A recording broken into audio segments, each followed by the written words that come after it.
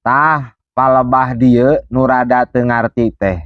Keadilan lalaki jeung awewe beda. Kunaon dina waris bagian lalaki 2 kali lipat tinimbang bagian awewe. Bagian lalaki 2 bagian, awewe hanya sebagian. Lebah mana keadilanana? Naon sababna? Jawabanana hayu urang tingali dina kitab Al-Mawaris fi Syariah Al-Islamiyah fi Daw'il Kitabi was Sunnah karya Syekh Muhammad Ali As-Sobuni. Dina halaman 18 nyambung kana halaman 18 urang awas secara singkatna. Pangna bagian lalaki 2 kali lipat tina bagian awewe alias aya aturan li zakari mislu haddil unsayain. Alasanana kahijina annal mar'ata sanyana istri eta makfiyatul munati anu dicukupi bahan makananana perbekalanana wal hajati jeung kabutuhna.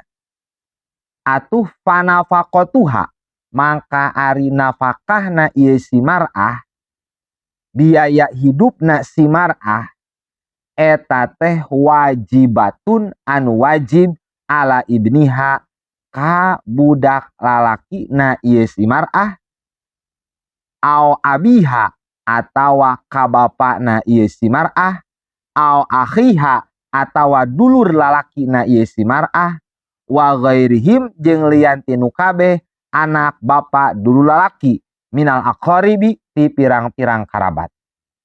Jadi alasan kahiji karena sanyana istri mah biaya hidupna napakah kabutuh perbekalan jang makan pakaian rumah sadayana adalah kewajiban tanggung jawab nu jadi anakna atawa bapakna atawa dulur lalakina jeung nu sejena ti kalangan karabat-karabatna. Kadua, almar'atu la tukallafu bil infaqi ala ahadin.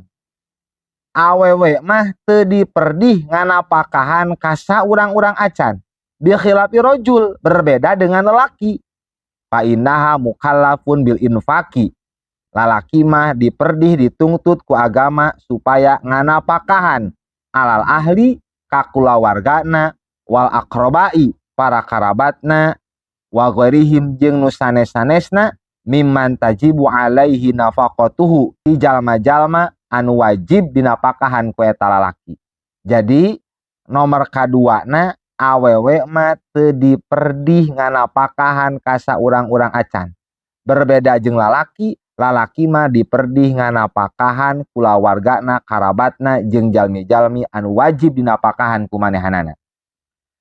Katiluna nafaqatur rajuli aksaru. Biaya hidup laki-laki mah leuwih loba. Watizamatuhu almaliyatu adkhamu. Salajengna kebutuhan-kebutuhan lalaki anu sifatna finansial leuwih gede tinimbang awewe. Atu pahajatuhu ilal mal akbaru min hajatil mar'ah. Kebutuhan lalaki terhadap harta leuwih gede tinimbang kebutuhan awewe. Sabab beban di pundakna ge gede. Robian kaopatna ar-rajulu yadfa'u mahron lizaujati. Lalaki mah masrahkeun maparinkeun mas kawin ka pamajikanana. Wa yukallafu binafaqati sukna. Sarang diperdih dituntut kudu mere nafkah ngimahan wabil mat'am maraban wal malbas makean lizaujati pikeun pamajikan wal auladi jeung budakna. Mikeun mas kawin ngimahan maraban makean kanu jadi pamajikan jeung anakna tanggung jawab lalaki. Khomisan kalimana ujuru ta'limi lil auladi wa takaliful ilaji wad dawai li zaujati wal abna'i yadfa'uha ar-rajulu dunal mar'ah. biaya pendidikan kanggo budak, biaya perawatan, pengobatan nu jadi pamajikan jeung anak dipasrahkeun kanu jadi salakina, kanu jadi lalaki. Dunal mar'ah henteu dibebankeun ka awewe.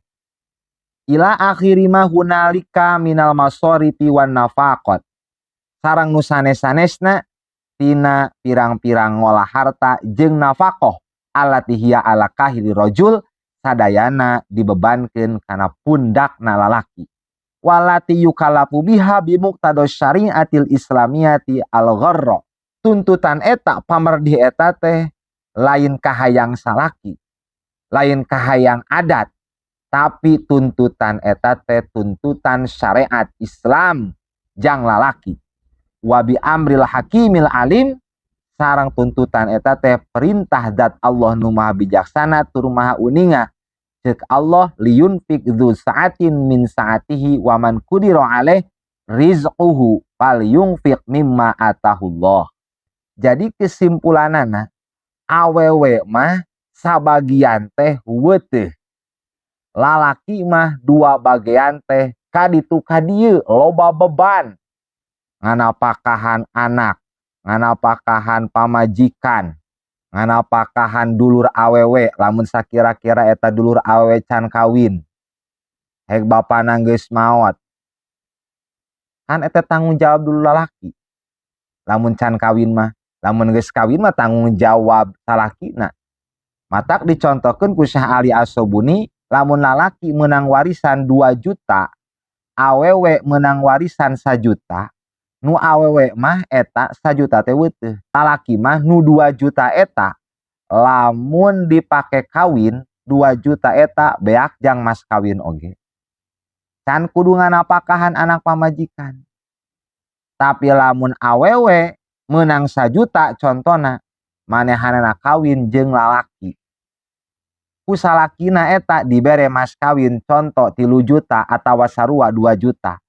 Tuh bagian awewe mah jadi 3 juta. Jeung weuteuh moal kaganggu ku napakah ngabiayaan anak dan ngabiayaan hirup dirina, ngabiayaan hirup anakna, ngabiayaan hirup pamajikan ku lalaki. Jadi min 2 kali lipat ke lalaki mah. Beda jeung awewe, weuteuh. Eta diantawis alasanana pangna lalaki 2 bagian. Karena lalaki gede tanggung jawabna jeung gede bebana. Beda jeung awewe sabagian ogenan weuteuh moal kaganggu. Mugi aya mangfaatna, wallahu a'lam bishawab.